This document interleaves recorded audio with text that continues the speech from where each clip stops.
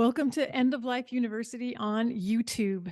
In this video, I'm sharing a conversation I had with Dr. Terri Daniel. She's the founder of the Conference on Death, Grief, and Belief. And today we talk about grief rituals. She shares some really powerful rituals that she's used in her training and workshops. And we also talk about the 5 stages model because she's recently written a paper on the persistence of the 5 stages model. So I think you'll find it really interesting. If you haven't already, be sure to subscribe to this YouTube channel. Also, subscribe and leave a rating and review wherever you listen to the podcast. And if you're so inclined to help out a little bit financially to keep this show and the podcast on the air, you can go to eoluniversity.com/support. And there you'll find 3 different ways you can make a small contribution. And I appreciate it so much. Thanks to all of you who've already been showing up and helping out. So we'll move on now with my interview with Terri Daniel.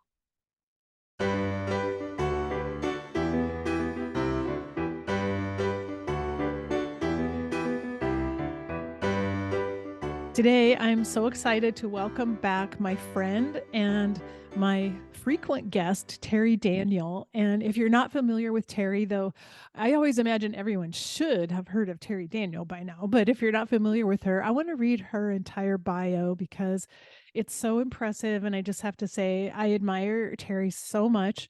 I've known her for a number of years now, and I've seen her work so hard to get educated and to study and to teach and to help people, and it's amazing. And Terri's at a really wonderful place in her career right now, and that's why I want to read the bio to tell you about it.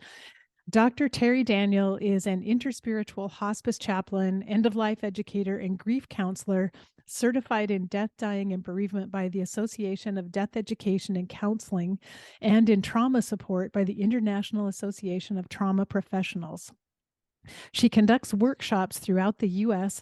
and is an adjunct instructor in thanatology and chaplaincy at Marian University, the University of Maryland, and the Graduate Theological Union. She is also the founder of the Conference on Death, Grief, and Belief, and the Ask Dr. Death podcast, of which I am an occasional co-host, but that's been rare lately.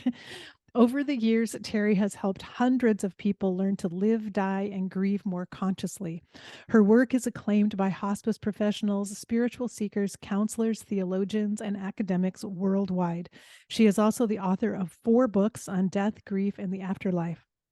Terri has a BA in Religious Studies from the Marylhurst University, an MA in Pastoral Care from Fordham University, and a Doctor of Ministry in Pastoral Care and Counseling from the San Francisco Theological Seminary. And you can read all about Terri's amazing work and what workshops she's offering and events coming up and where she's teaching on her website, which is danieldirect.net.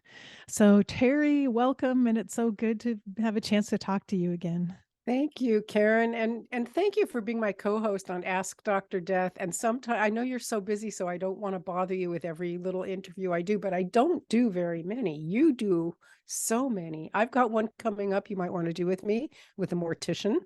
We'll talk about that later. All right. Yes, let's talk about it. Well, we have so much fun when we are able to do interviews together, but we have fun whenever we talk together. And I've enjoyed doing workshops with you in the past, and attending your conference. Everything we've done together has been really wonderful. So I cherish our friendship, and I am, just like I said, I'm so proud of you for the work that you're doing right now in the world.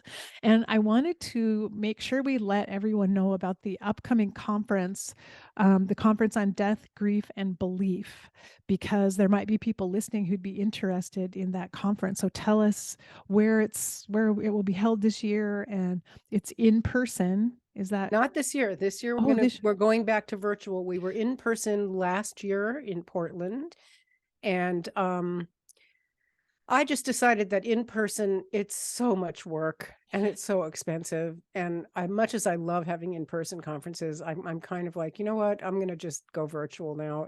I have so many things on my plate that planning a live conference is just enough to be the straw that breaks the camel's back. It's huge, isn't it? And I think we all learned that online can work. I mean, it's missing that face-to-face aspect of being able to go out for happy hour at the end of the day and, and sitting and chatting and that networking, but it's still a really valuable experience to meet online. It's just a different experience. I'm online all the time now. I teach probably 6 or 7 classes a year at different colleges. It's all of it is online. In fact, I have very little experience actually teaching in a college classroom. I would love to try that one day, but I started teaching right at the beginning of COVID. So that's all I know. And I have wonderful relationships with people and incredible conversations. I love my students. I love everybody that I meet online. And I'm like, here I am talking to you, even though I've known you in person for many years. Just seeing each other on Zoom that's what friendship feels like now, I guess. Right. Yeah, it's true. It feels like we're in the same room. I It mean, we does. are, It and looks I like it. feel your energy, and we're connected. Yeah, yeah. And this is like, maybe this is the new form that connection is supposed to take in this world. It's Yeah. also science fiction. So all that said, the conference is going to be virtual this year. So this conference, for those who don't know, started out as the Afterlife Conference in 2010. And we had that conference for a long time. And just kind of coincidentally, just before COVID, I decided to change the focus of the conference. It used to be on afterlife, near-death experience, mediumship, all the mystical things that happen around death and grief. And because of the work that I'm now involved in with chaplaincy and studying religious trauma and helping people recover from religious trauma, I shifted it a little bit. Plus, I felt like I had already done the whole spiritual mystical thing to the max. I just didn't feel like there was anything else I could do in that realm exactly. So now the conference is about death, grief, and belief, and it still addresses all the mystical experiences around death, but it also talks about religious beliefs and traditions that can complicate your relationship with death and your experience of grief. So for example, if you are facing a death of a loved one or your own, and you've got all these existential issues about, am I going to hell, or is God punishing me? Or if everybody gets together and prays, can we heal my disease? All of those kinds of things. That's what we talk about in the conference now. So that's online July 8th and 9th, 2023. And you can find that at deathgriefandbelief.com. And it's such a good topic right now because from what I read, more and more people are leaving organized religion, all types of religions. But I think many of those people may be coming away from their religion still having certain toxic beliefs that hang on for them that might interfere. And they may think, well, I'm out of the church now. I'm not part of that now, but they may still have beliefs and even trauma and wounds from being raised in a religion that influence how they view death, dying, and grief now. As you well know, the wounds of trauma don't just go away when you separate yourself from the perpetrator. Yes. When the rape is over, the trauma stays, even though the event is gone. And with religious trauma, for people who are raised in what we call high demand religious environments or cults as a child, yeah, you're over it. You're not involved in it anymore. You don't believe in that stuff anymore. But when you're faced with something like all of a sudden you have cancer or your child dies or something, that stuff's going to seep up from the depths of your consciousness, and it is going to impact you. And I wasn't even raised like that. And even I am susceptible to that sometimes. Even I will think in terms of, I'll hear myself saying, oh, please don't let me hurt my back today. It's like, well, who am I talking to? And that's an interesting thing about prayer. I actually wrote about this in my last book, which is called Grief and God, is like, what is prayer actually? And I kind of figured out that it's voicing your fears. And so if everyone's gathered around a hospital bed and somebody's gravely ill and they're dying and everybody's praying, usually they're praying for a miracle. for the person to heal. Sometimes they're praying for them to have a good death, but generally not. They're, praying for an intervention from God. And what they're really doing is saying, I'm afraid this person will die. I'm afraid I'm going to have to deal with losing them. But no one will say that out loud around the bedside. So the prayer is a way of saying, here is my fear. And then once you start voicing the fear, it kind of loosens the energy in the room. Everybody else is also voicing that fear. And once you speak it and once you share it with your community, then you start to build up the inner resources inside yourself to deal with the loss. So that's how prayer really works. The prayer works on the prayer, not the prayee. Yes, exactly. Yeah, I really like that explanation. And so there's value to those prayers, but primarily if we are connecting with our honest and true feelings inside, if we're not using it to try to distance ourselves from what we feel and what's going on, but if we're using it to express, this is really what I feel right now in this moment. I think that could be a pathway of at least bringing those feelings into the light so they can be shared and looked at. Yeah. And once they're shared and looked at, they can be processed. And you can also feel supported by all the people that you're sharing and looking at them with. And it really does sort of function as a firewall, like you said. To put that need outside of yourself and outside of your group to this remote God in the sky is a way of separating and distancing yourself from what's really going on. And if you could just say, what's really going on is my father is dying. He's suffering. Here's what's really going on. Not that he's dying. It's that I don't want him to die. I don't want to be in the world without him. I don't want to face the sadness and the pain and the loneliness and getting rid of all his stuff and the probate and then having, to deal with my grieving mother, his wife. That's what's really going on. So if you can just take that and kind of hang it somewhere else, it sort of makes it easier to cope with, or so people think. And Yeah. so then you pray and pray, and then he dies anyway. And if you're really, really religious, and I see this with people all the time, the unanswered prayer now has to be interpreted. What does it mean that we did everything? We're good, faithful people. We go to church. Everybody was praying and he died anyway. And this could be true with anybody, a child mostly is where you see this happen. And I guess our prayers weren't strong enough, or our faith wasn't strong enough, or God is punishing us or punishing the child. Yeah, then which is so hurtful, so harmful to have that train of thought. And I remember after my father died, a person told me, if you only believed in my religion, you would not be grieving right now because in my religion, we don't feel grief. We're not sad when someone dies because we know they're going to heaven. And of course, that didn't resonate with me at all, but I realized that it's such a way of bypassing the feelings that we need to really truly feel in order to grow and in order to have a deep and rich life. We have to feel all of our emotions and all of our feelings, and we need to go through our grief. That's just a part of life. But it was such a way of using religion to try to bypass grief altogether. It's Which the I think ultimate spiritual bypassing. yeah, and I think that's a Yeah. recipe for disaster later because you cannot bypass those feelings and that the grief that's trying to be repressed inside. At some point, I would think it's going to come exploding out and have to be dealt with.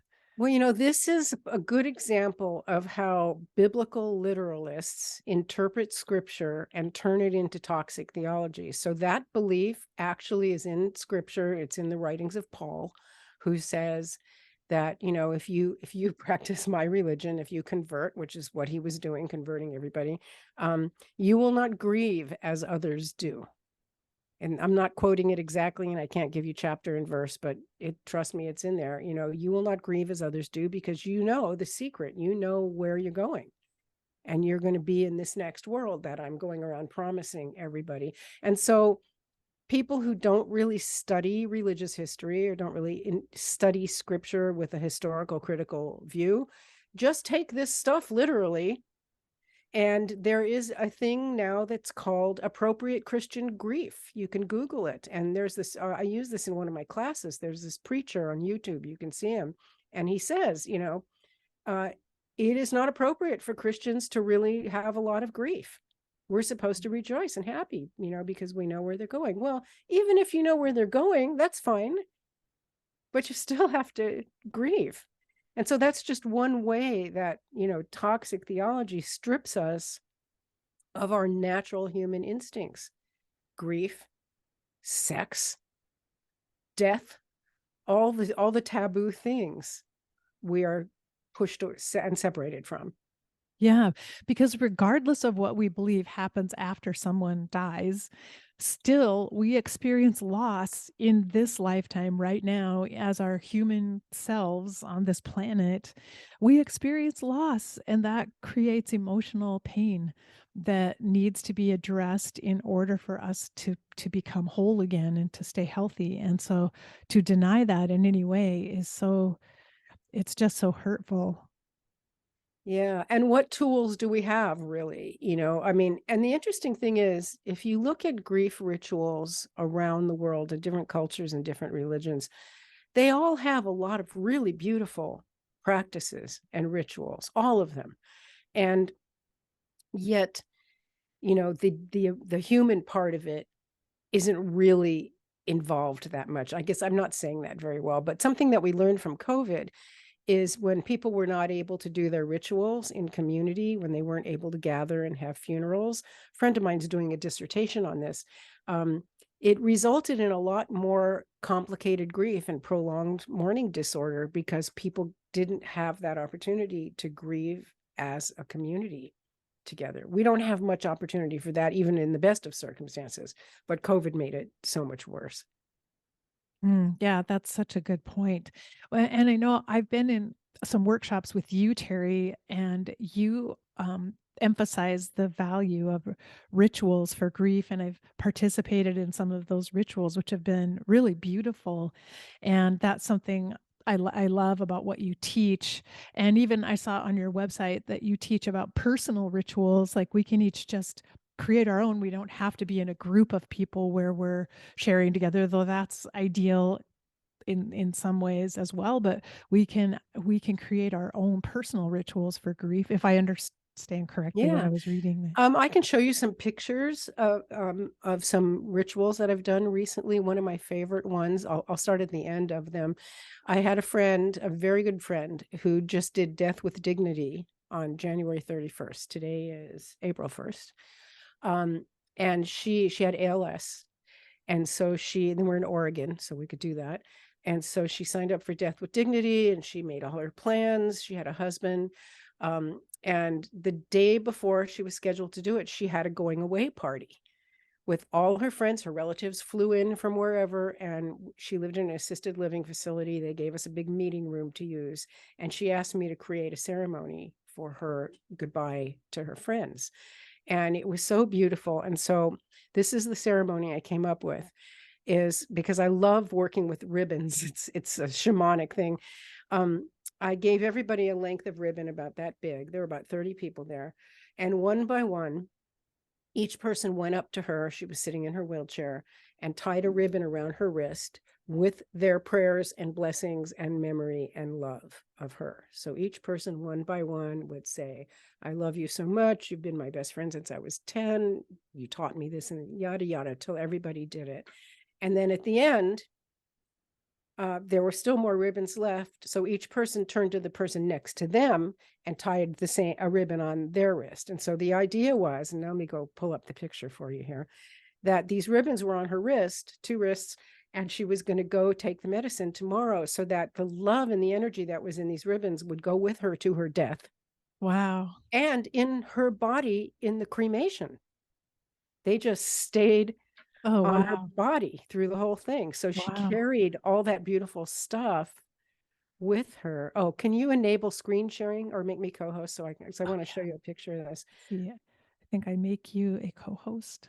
So that was just so powerful for everybody, and especially because it was Death with Dignity, and they, some people had mixed feelings about it, and the fact that they were able to participate, and then several of them came the next day to the actual death, which was absolutely mystical. Like, you know, she and her husband were bird watchers, and they had a certain favorite bird, which you don't see very often in Oregon that time of year. And of course, that bird comes to the window like the Oh, minute she wow. takes her last breath. All Oh those my beautiful gosh. things, you know, Yeah. that happen.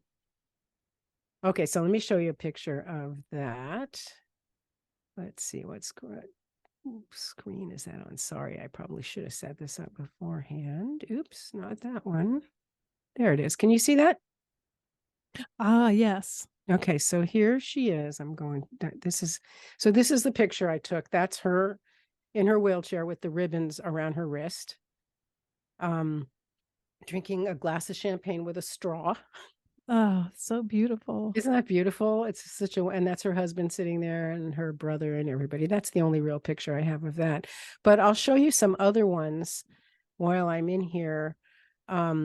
This is one that I did in 28, I think it was 2018. Yeah. In Thousand Oaks, California, there was a mass shooting at a nightclub I and remember. a wildfire in the same week, like Yeah. 2 days apart. Yeah. And this community was just destroyed by this. And so this was a few weeks later, and we did this in a Unitarian church. And again, me with the ribbons. That branch right here that you see, I went to where the fire was, and I found a burnt branch that had been Oh, burned wow. by fire. And I brought it to the ceremony, and then I had the people one by one come and tie a ribbon around it. And in this ribbon, kind of like tying knots in a prayer beads or a rosary, they put all their prayers and all their, you know, hopes for healing, and everybody put that in their ribbon and then tied it onto this branch. And we had on, I don't know if you can see this, I had little animals. This is a horse and a duck. Oh, Because there were, sweet. yeah, it's so sweet because there were animals in the fire, you know. And Yeah. so Yeah. I always bring animals to my workshops. And so we did all that. And in the end, we took the branch with all the ribbons hanging, and we did a processional out to the backyard of the church and hung them in a tree. So right here is that branch with all the ribbons. Some people wrote notes on a scroll. So these are the kinds of things that we do for grief. And many cultures have processes like this, but ours doesn't really so much. Yeah. You know, we borrow from other cultures. Let me see if I can find another one here. Oh, here's a really beautiful. I'll just show you this one more. So Alice, actually, you know who this is, Karen, from Crestone, Colorado. Mm-hmm. Alice isn't her real name. She died from MS, which she had many years. And she was a horsewoman. She was an equestrian star. And so at the end of her life, she was really lamenting that I really don't have any other pictures except this. So this is gloves and a cowboy rope. And I'll stop sharing here so you don't have to keep looking at this. She was really starting to feel like she would miss life. She would miss her friends and her land and her animals. And she felt so attached. And so what I did is I had her caregiver set up a little table with all these representations of her life, her college degrees, her equestrian trophies, pictures of her kids, all her things that she's attached to, and then get a piece of horse ranch rope, I guess you call it, and make it like a lasso around the table on the floor, a lasso around the table. And then one end of it goes and ties to her wrist. Oh, I'm wow. really into these symbols of tying things, right? Yeah. And so I love she it. laid there in her recliner chair with the one end tied to her wrist and the other lasso around all these images of her life. And the idea was to just lay there and be with it. Let that energy channel across that rope like an umbilical cord. And when you feel ready to let go, just tell your caregiver. And so the care finally took like a day, and the caregiver came and cut the cord. Mm. And so that was a ritual for helping her let go of life. Wow.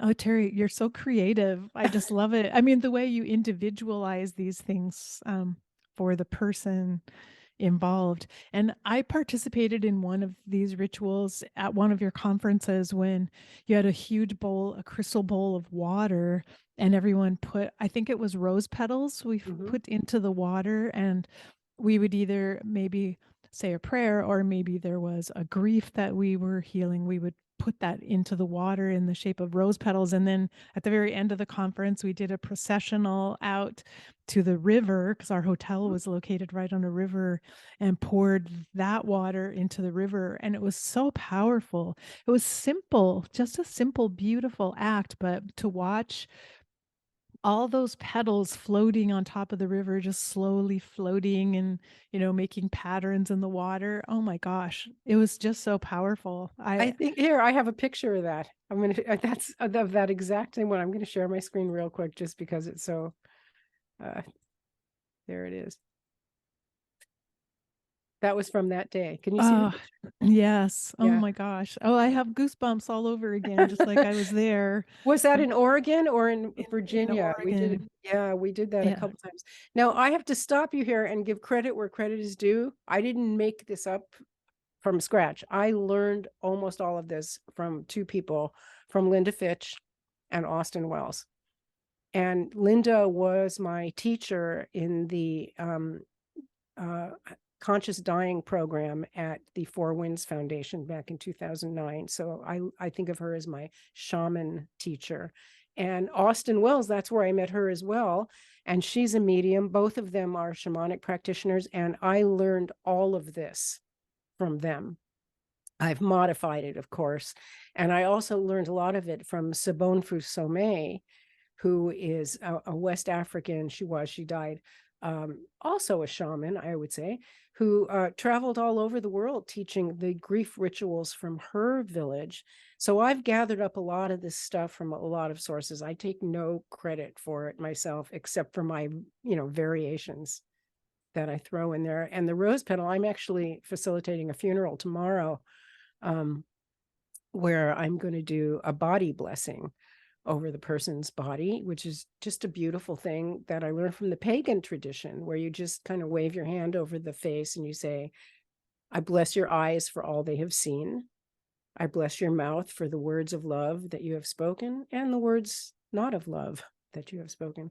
I bless your heart for all that it has given and received in love, blah, blah, blah. And then when you do that, all the people at the funeral, they've all been given a handful of rose petals and they throw it into the grave. Wow. I love it. That's just so beautiful. You can do anything you want. It's wide open. You can just make up anything. You can use anything. You can say any words that you want. There are no rules. And these rituals get us out of our heads so that we can really feel the grief in our bodies and in our souls, if you will. I mean, so we just feel it more deeply. We're not intellectualizing and thinking about grief or thinking about the loss, but we're actually experiencing it and expressing it, because that what was so powerful as we dumped those rose petals into the river was this whole demonstration that we're all connected in a way. All of our grief is blended together, and we're all connected with this water in the river that's flowing out to the ocean, and that it's just this power of something greater than us. And as much as our grief process is unique to us and individual, we're also connected to everyone else who's grieving, and our planet is grieving. Every living thing is grieving, and there's just so much power in that. And it's that grieving in community thing. And it's also, I like to say that what ritual does is it gives form to the formless. So you can't define grief, you can't define love, but if you put it into an object, if you take your pain and anger and you blow it into a rock, it's now contained here. You have a container for it. And then you can take this rock and throw it in the river or bury it in the earth. And you've moved that energy from inside yourself to this outside object. And that's really just a trauma process to get the trauma out of your body, force it out with your breath, which of course in trauma, we don't breathe. So that's like the first thing you want to do is help somebody breathe. And it's really like a physical therapy kind of thing. and an occupational therapy kind of thing. Mm, that's really beautiful. It reminded me when you brought up the rock that one of my little practices is to look for heart-shaped rocks whenever I'm out hiking or on the beach or something. And one day, I don't know what it was, but for some reason, there were some issues that I really needed to forgive. And I was struggling with that. I needed to practice forgiveness toward another person. And I went for a hike out in the woods. And as I was walking down the path, there was this massive heart-shaped rock in the middle of the path. And I decided I have to put that in my garden. And so it was really heavy and I carried it all the way down the hill and I thought, "Oh, why did I pick this rock up? It's just so heavy." And suddenly I realized, "Oh, that's the unforgiveness. That's the weight of the unforgiveness I've been carrying. This rock actually represents that." And carrying it down the mountain and then finding this beautiful place in my garden, planting some flowers around it. Symbolically, I I placed it there and it was there for me to see, and such a great reminder always, like, I don't need to pick that rock up again. It's too I heavy. love that. That is so great. Just carrying that. I mean, it's so representative. It's like carrying it. And when you carry something that heavy, you're kind of hunched over, right? So it's your heart chakra and your throat and all that. And you're just like, "Ugh, here's this big blob of yucky stuff." And then you purify it in the garden. That's fantastic. Yeah, and I mean, it just happened. I didn't think of it or plan it or Yeah. anything. It's mostly because I was like, I wanted that rock for my garden because I thought, oh my gosh, that's a beautiful heart-shaped rock. I have to have it. But it ended up being so symbolic. It's funny, sometimes these rituals, we're actually perhaps creating rituals without knowing it sometimes if we look at how we live our lives. Because I think we are ritualistic creatures, really. Everything we do is ritual. Just even the way, you walk your dog every day. You walk on the same path. Dog stops and pees in the same place. You say the same words to the dog. You see the same people. It's just everything is routine and it all has meaning. And that's kind of the whole point, is making meaning of everything. And that's going back to religion. That's what religion is. Religions are created, or religious structures, because people need to assign meaning to their experiences, particularly the bad experiences. So something bad happens, there's a flood or an earthquake or a fire, somebody dies, a baby dies, in the village back in thousands of years ago, whenever. We attach a story to it to explain it to ourselves. Otherwise, you can't just sit with it with nothingness. Even if the story is nothingness, even if the story we make up is there's no meaning, it's just random, the baby just died, shit happens, there's no meaning to it, there's no God, there's no spiritual nothing, that's a meaning too. You're We right. have no control. That's a meaning. And we do have no control. I mean, that's kind of true. That Yeah. random. And in some ways, like when we look at this is a good segue into a different topic, but as we try some of our techniques for trying to manage our grief, it's really our mind's belief that we could somehow get control over it. Mm. And that if only, like, if I want to be in charge of this grief, and I want to I want to I want to know that I can control it so I can make it go away if I want it to. And it's really an illusion that somehow we have control when we actually don't.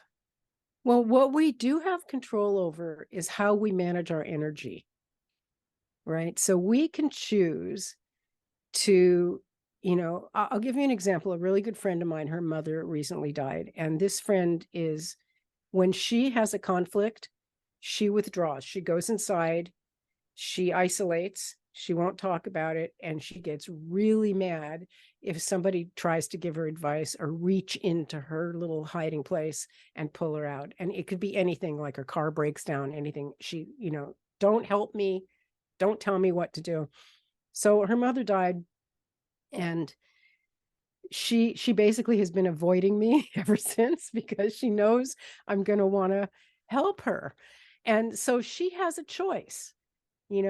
She could manage her energy by doing this retreat thing that she does. And I respect that. She has to do what she has to do, but I know her, and I know that she's probably drinking all day and pushing away support and not eating and not taking care of herself. So that's a choice.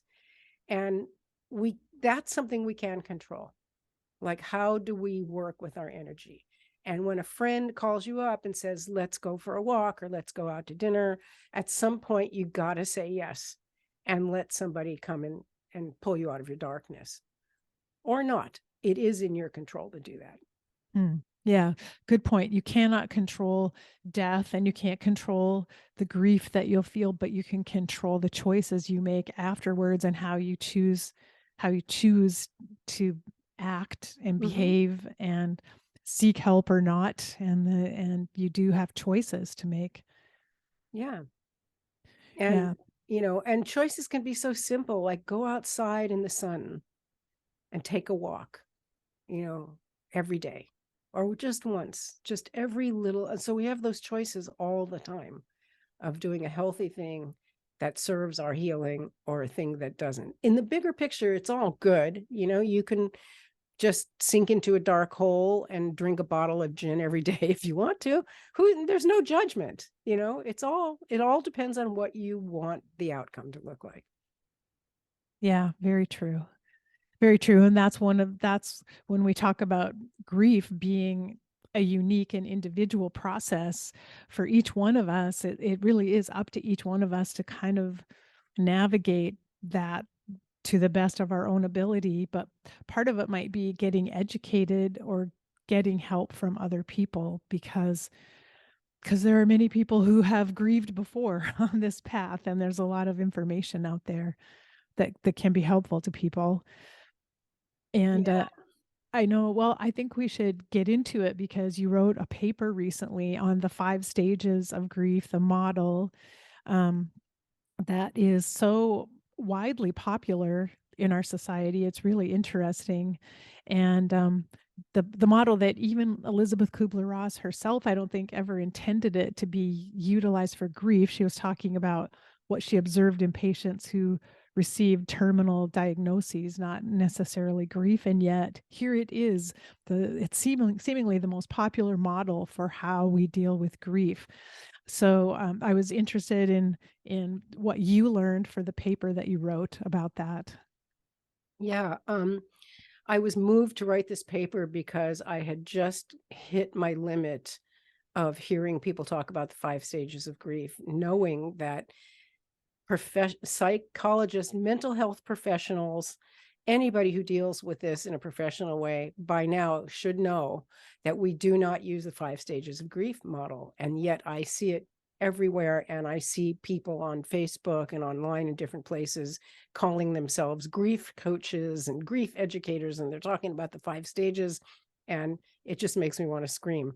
So I said, you know what? I mean, I'm not the first person to write a paper on this, obviously, but I had a particular angle I wanted to go with. And so just for those who don't know, Elizabeth Kubler-Ross in 1969 did a very informal project where she interviewed patients in a hospital who all had terminal diagnoses. And she asked them, how do you feel about what you're facing? And this was not like a university study. It was just completely informal and casual on her part. And of all these responses from 200 people, what she did is she looked at all their different responses. I'm angry. I tried to bargain with God. I feel shame. I feel guilt, whatever, blah, blah, blah. And she synthesized it down to the 5 most common responses, which is what it should have been called. It should have been called the 5 most common responses for facing terminal illness based on interviewing 200 people. That should have been the title. The key word is response, not stage. Those are 2 very different things, but she called it stages, and it got pretty popular, but it didn't go platinum until many years later in about 1995, when she met up with a guy named David Kessler, who said to her, I have this idea, let's write a book together and we'll call it the 5 stages of grief, and we'll take this and we'll apply it to grief. And so they did that, and they wrote a book. I think it's just called the 5 stages of grief. And that went crazy because most people are dealing with grief, not terminal illness. So, everybody experiences grief. Not everybody is experiencing a terminal diagnosis. So it got crazy popular, and he had a lot of good connections and, was able to get on Oprah and all of that. And so that's how it took off and became the 5 stages of grief. All during this time, the academics and the grief researchers and the psychologists were studying this 5-stage idea, and 100% across the board, they were saying, here's why this stage theory doesn't work. And I'm going to, one guy, Kastenbaum, in 2015, summed it up the best. I'll just give you these bullet points. The existence of these stages as such has not been demonstrated. No evidence has been presented that people actually do move from stage 1 to stage 5. The limitations of the method have not been acknowledged. The line is blurred between description and prescription, which means that this idea as a concept is one thing, but in practice, there's really nothing to support it. Here's an important one. The totality of the person's life is neglected in favor of following these stages. It doesn't consider all the variables in the person's life, in their psychological makeup, in the circumstances of the death, all kinds of stuff. And then the resources, pressures, and characteristics of the immediate environment are also not taken into consideration. So those are the main reasons. And so what happens and why it's dangerous is if you are grieving and you are looking for those 5 stages, you're trying to match your experience to those 5 stages, you're going to squeeze yourself into one of them because you think that's what's supposed to happen. And if you do that, you're going to miss out on all the other possible responses because you think there's really only these 5 that are primary. And in terms of other responses, I'm going to give you some examples. And in my classes, I ask my students to just kind of shout out, like, give me some other responses that you might have. Somebody you love dies. And they hit them all, and they're like shock, numbness, disbelief. That is not the same as denial. Oh, and I'll just repeat, the 5 stages are denial, anger, bargaining, depression, and acceptance. All right. Avoidance, like my friend who I was just talking about, she doesn't want to talk about it. She's avoiding. That's not denial. She's not denying that her mother died. She's just avoiding facing it. Isolation, regression. Perhaps you had just quit smoking and then the person died and you went back to smoking, or whatever your bad habit was. There's stoicism. I'm fine. I don't feel anything. There's distancing. There's guilt. Everybody feels guilt when someone close to them dies. It's just very natural part of human nature. There can be regret. I didn't spend enough time with them. I wasn't a good enough caregiver. There can be shame because of those regrets. Then there's blame. We blame the medical establishment. We blame the drunk driver who hit the child. There can be obsession, perseveration, OCD kind of responses. There can be fear, anxiety, dread. You see where I'm going? There's like so many things. And there's also positive things. If you're a caregiver and somebody dies after a long period of caregiving, there can be relief. And along with relief, immediately comes guilt for feeling the relief. There can be curiosity. If I'm given a terminal diagnosis right now, I'm going to have a little bit of anxiety, like I wonder what it's going to be like to die, but I'm also going to be kind of fascinated and curious and kind of anticipating going to the other side. Our responses can result in an increase in social engagement. We reach out to new groups. Maybe we join a support group. We make friends with widows or bereaved parents, or a decrease in social engagement. I could go on and on forever. So these are all the things that really do happen to real people in real life, not those 5 things. And one of the biggest problems with it, and I'm facilitating a funeral tomorrow. And I wrote this in my remarks that I'm going to make at this funeral. The 5 stages end with acceptance. denial, bargaining, anger, bargaining, depression, acceptance. So according to that, acceptance is the ultimate highest place you can go. But what we know in grief theory now is acceptance is actually where you're supposed to start. Like the very first step in processing loss is, as Therese Rando and William Warden and all the researchers say, recognize the loss. Look at that body in the coffin, know that they are dead. Or if you don't have a body, which does happen sometimes, somebody's missing in action in a war, in various ways you have to come to that acceptance. So acceptance is first. You start with acceptance. Then you go through all those different emotions. And for many people, bargaining's not even in there. Who do you bargain with when you're looking at a dead body? You know, denial, how can you deny this dead body that you're looking at? So I'm ranting and raving, sorry. But that's basically the thing about the 5 stages. Yeah, it's really interesting, and I told you I was going to share this with you. For the last few weeks, I've been playing around with ChatGPT, which is this yes, artificial intelligence language platform, and you can ask questions, and Chat has been informed with like billions of data bytes of reputable studies and journals and books and articles and websites, all kinds of information. So it's kind of fun to see what this AI model thinks about things and what answers it gives. So I asked Chat about the 5 stages model and what the criticisms of it were. And Chat pretty accurately stated exactly what you were describing about the 5 stages. And then I said, why is it still popular when it has been discredited so widely? And so I was really interested in what Chat said. Chat said, first of all, because it's easy to understand and easy to remember, it's a simple step-by-step approach. And people are linear thinkers often, and they like the idea that, oh, there are these stages, and each stage has one word so they can remember and they can repeat it and tell themselves that. And that brought to mind, there's some other, and 5, we can remember 5 things pretty easily with our human brains.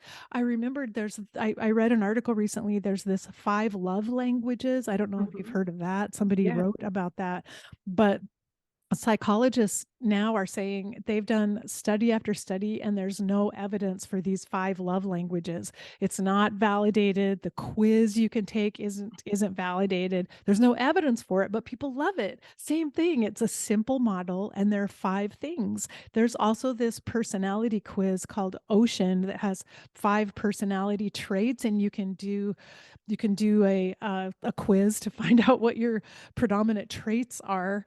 And the Ocean, it stands for OCEAN, are the traits that they look at. Again, same thing. It's 5 things, one word that describes them, very simple. And I realize it's like our human linear minds get attracted to something that seems like a really easy explanation for a very difficult, challenging problem. So it kind of makes sense why in popular culture, it sticks with us because it feels simple, and it may make it feel like, oh, well, if it's just 5 steps, I can do that. I can do that. I can get through it. I only have these 5 steps. So I was fascinated to read what Chat came up with as an explanation, and that actually makes sense to me of why in popular culture people haven't been educated about anything else. They've never heard of any other model for grief, and the other models for grief are not as simple and not as catchy in a way or easy to remember. And so I think, in popular TV shows and movies, you don't hear people mentioning continuing bonds or dual process theory. That would never come up. No, because that's from academia. It's not popular culture. And that's the thing. So what you said and what the chat thing said is exactly right. There's one other element to that. So yes, the human brain wants to latch onto these easy 5 things, but somebody is supporting it. There's a marketing plan behind it. Somebody's making money off of it. Yeah. That's what it really comes down to. So somebody makes a website and then they sell coffee cups with the 5 love languages, and they put memes and t-shirts, and then they become a 5 love languages therapist. And I mean, that's what's happening with all of these little 5 number things, you know. Yes, they're really easy for people to remember, but they wouldn't be if it wasn't being marketed intensely. Yeah. And Well, that's what happened with the 5 stages. When David Kessler stepped in, he marketed it like crazy. He's now teaching workshops where he is, quote, certifying people as grief educators. And in these workshops, he continues to teach the 5 stages. And not only that, his new book is called The 6th Stage of Grief. So, and he got permission from the Elizabeth Kubler-Ross Foundation to use that. And so if you look at his interviews and stuff, he's even been quoted as saying, yeah, I know this isn't a viable theory. And I know that, you know, it's, you know, psychology really doesn't support it, but it's so popular that you can't really dial it back now. And it's kind of like, yeah, you can, unless it's making you rich and famous, in which case you wouldn't want to. And so, you know, you got to always think of the marketing machine behind it. yeah. And grief, like death and dying, it's a hard sell. You know, it's a Mhm. hard thing to market and sell to people. So when someone comes up with a model that somehow makes it simpler, you can see that it could take off. And I feel like, wow, we need a crack marketing team for a different model of grief. But the reality is, grief is hard and it's complex and it's multifaceted, and we can't, if we're truthful, we can't come up with a simple marketing plan No, that's we going to can't. make grief And we can't here's come up with a grief in a simple religion either. yeah, exactly. It's Here's like, grief in a box that, just right. open this, you'll be fine in 2 weeks. Right. And it's like, here's God in a box, right? I mean, that's Yeah, what yeah. religions are like that too. They've got their 5 things or their 10 things or whatever, you know, to make it, and it appeals, and it's got the same thing. It's got the marketing plan behind it and the appeal to real simplistic thinking that human beings want, you know, like a father figure in the sky that rewards and punishes you. That's kind of an innate human thing. So it's all, you know, it sounds really harsh and cold and horrible, but it all comes down to marketing in the Yeah. end. And the one thing ChatGPT also said is that because acceptance is the final stage, it gives people hope. They to Mhm. think, oh, I'll get to this place of acceptance eventually. And so that in the end, there's something to look forward to, or people see themselves as moving towards something that's a better place than where they are now. And I get that. I get that we all need some way of seeing there's some light at the end of the tunnel, so I But understand that as well. yeah, but acceptance is not that light. Acceptance, like I said, it should be the first thing. So, you know, what about words like restoration, Yeah, reconstruction, uh, there yeah, equilibrium, you know, happiness, joy? joy. You know, I mean, that's what that, you know, that's the carrot you want to dangle for people, is you can find joy again. Acceptance, that's like passive resignation. Yeah, If yeah, you know, if I said to somebody the ultimate outcome of your grief journey is acceptance, they would be like, that I don't want that. I'm already there. I already accept it. Give me something else where I can go from here.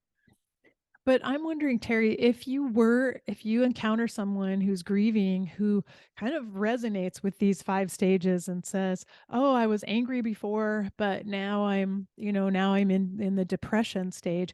Would you say to them, "You're wrong. You can't be going through those stages," because maybe that is what their process feels like to Oh, them? absolutely. Anger and is one of the things, is one of the many responses. I'd say, yeah, of course you're angry.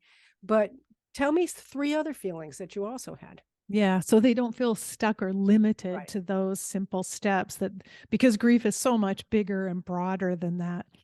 And the other problem, and this is a more clinical thing, is that depression is one of those. And it assumes that everybody's going to go through depression. Well, what what do you mean by depression? Are we talking about clinical depression?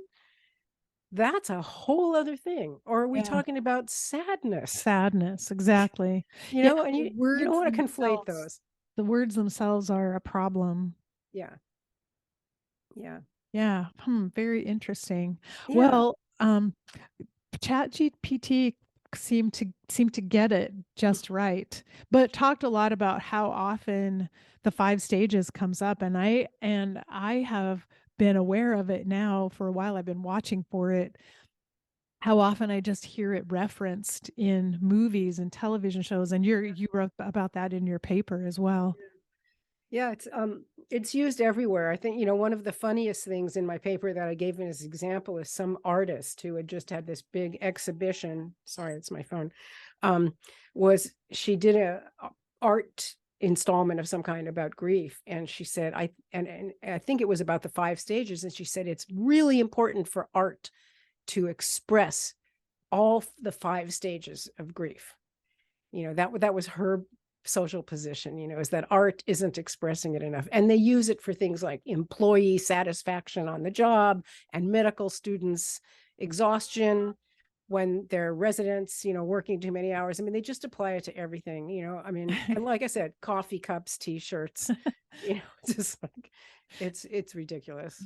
Do you think the people who resonate the most with those 5 stages are actually people who maybe haven't gone deeply through their own grief?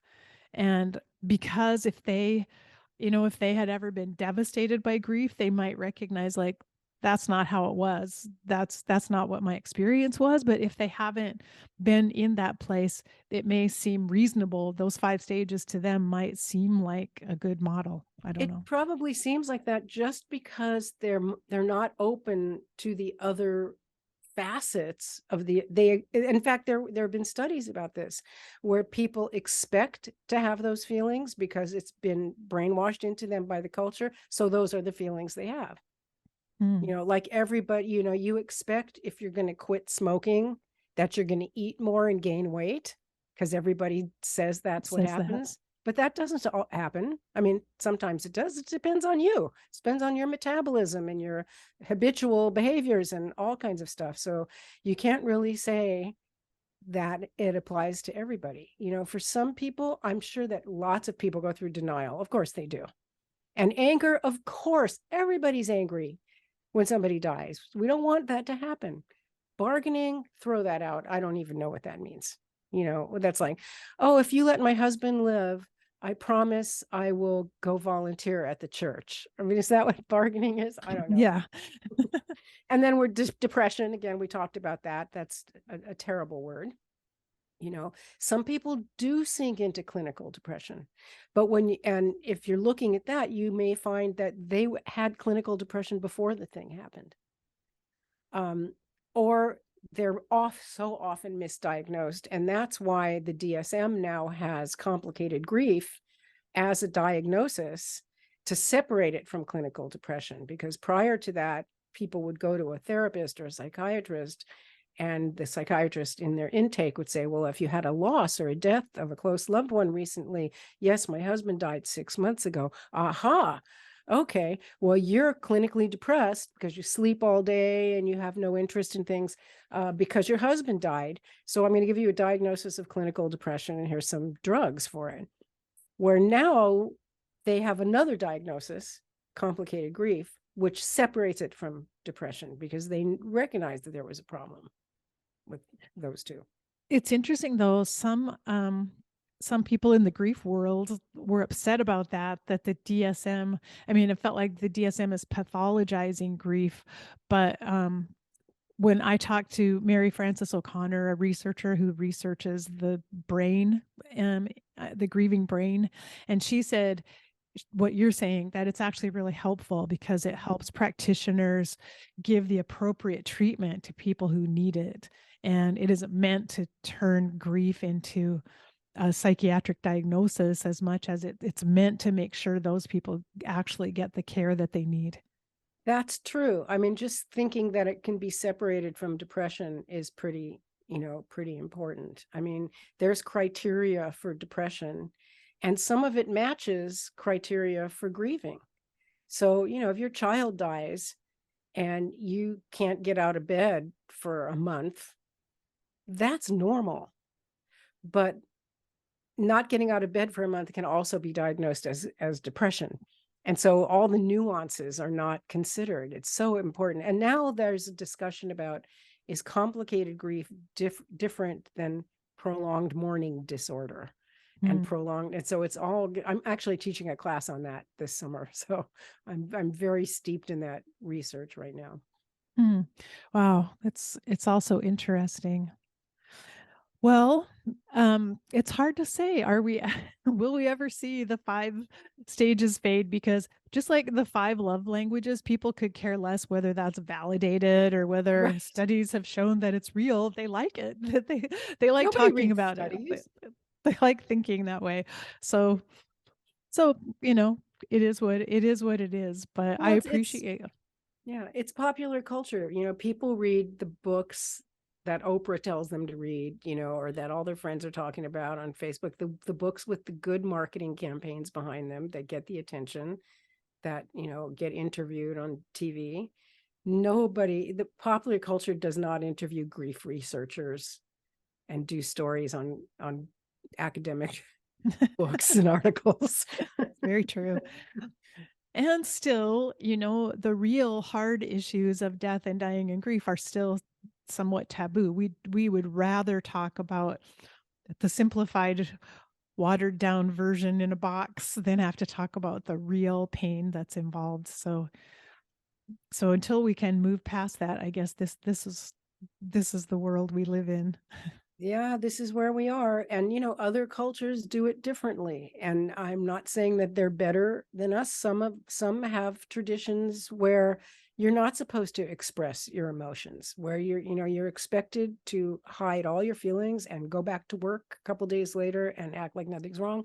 Some cultural traditions say that you should never speak the name of the dead person, where conversely, what we encourage that. Like the first thing that I'll say to a client is, well, tell me about your husband. What was his name? And we talk about John. And there are, the Apaches would hate that idea. And so there's all the multicultural stuff we have to consider now too. Yeah, yeah, exactly.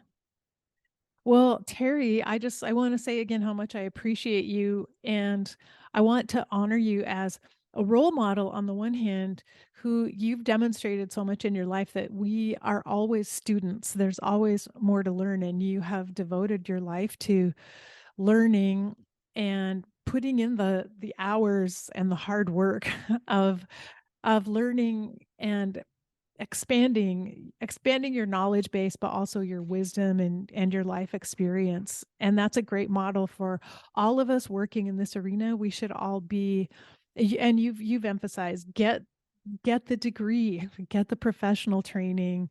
um, don't hesitate to get as educated as you can be, because that will help you go farther in the work you're trying to do in the world. Yes, indeed. And, just as a quick wrap up, for all the people out there who are death doulas or want to help people with grief, you get as much training as you can, but get real credentials. Don't, your certificate from a weekend workshop is really nice, but you can't walk into a hospice with that and get hired as a death doula. And for hospices in particular, they don't hire death doulas because everyone who works there is already a death doula. That's what we all do. But you can have a private practice. But if you do something like a certificate in thanatology or a master's degree in thanatology, like we have at Marian University, you can get a job at a hospice as a bereavement coordinator, a volunteer coordinator, or a hospice I can't remember what they call it, HCC, that goes out and meets with the families and does the initial information visit. So there's plenty of stuff you can do, but you got to have the good bona fide credentials. And what you're going to learn from that is so much deeper than you can get from a couple of weekends in a workshop. And thank you for recognizing that for me, Karen, that I did this time. And I should tell people that the reason I was able to do all that is because I didn't have anything else to do. After my son died, I really wanted to immerse myself in this work. I didn't have any children. I didn't have a spouse. I was just completely free in the world. And when I started looking at going to school and getting a doctorate. And I thought, well, I'm going to be 66 by the time I get that doctorate. I then said to myself, well, I'm going to turn 66 anyway. Exactly. So what else am I doing between now and then? And, $150,000 in student loan debt later, here I am, and I don't regret a minute of it. And so I've become a big advocate for education. Yes, exactly. And a long time ago, Dr. Bernie Siegel, who was big in the kind of the mind body world, said at a workshop I was attending, you have to be credible before you can be incredible. Ooh. And so I really took that to heart. You know what? That's he's saying you really do. You've got to put the time in, you've got to put the work in, you have to get credible.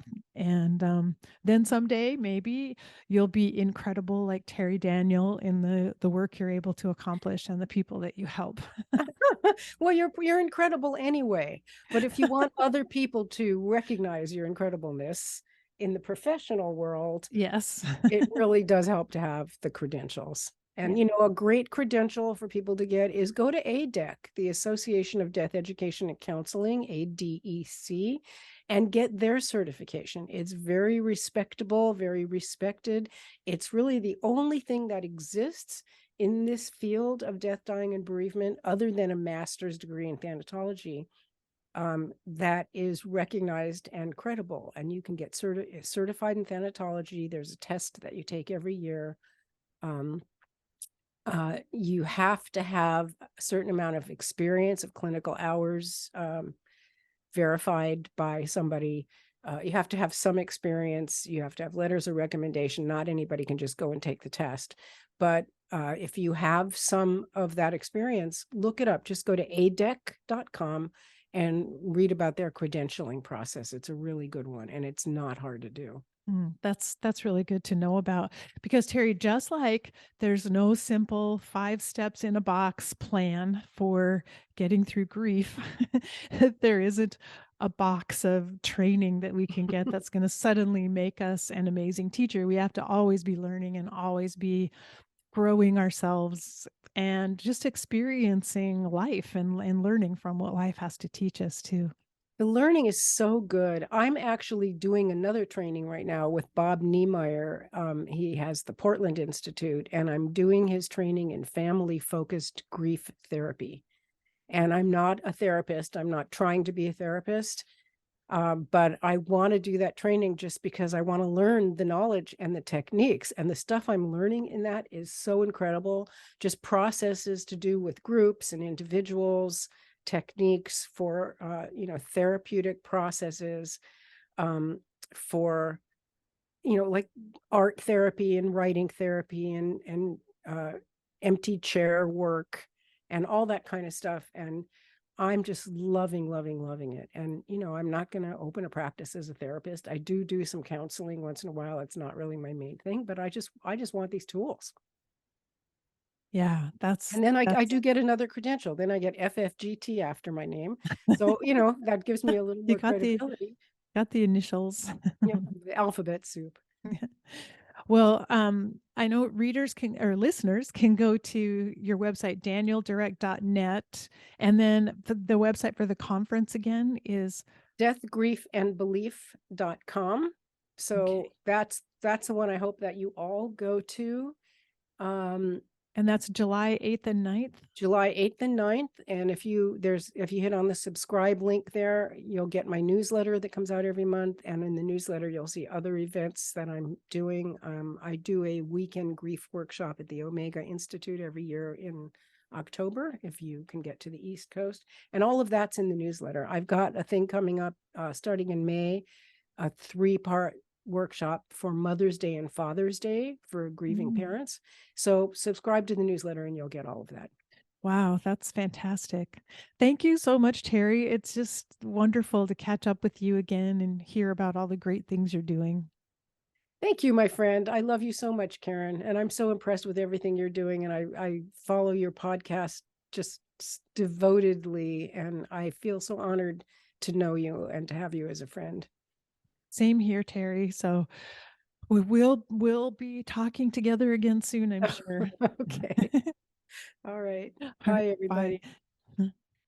I hope you enjoyed that conversation with Terri Daniel. Be sure and tune in next week for another new interview here on End of Life University. Subscribe if you haven't already. I appreciate it very much. And thanks again for any contributions you decide to make. And so we'll see you the next time. Until then, take care.